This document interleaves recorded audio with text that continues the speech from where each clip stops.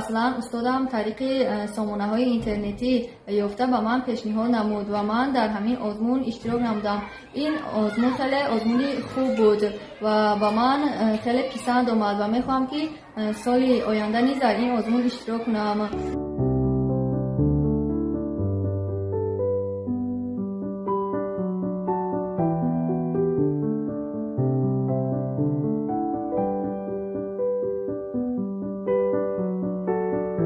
دوری دومی همین آزمون تینیگل در بریتانیای کبیر سنه 31 ایول تا 7 آگوست جاری گذرانده می شود و من در دوری فینال نیز اشتراک میکنم و وعده میدم که در آنجا نیز تصاویر جای اول میگردم و پرچم تلویزیون رو بالا میبردارم.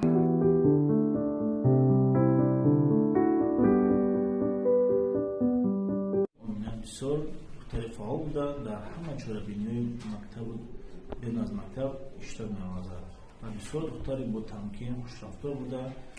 در دوام تحصیلش به همسیفانش کمک زیاد می‌رساند.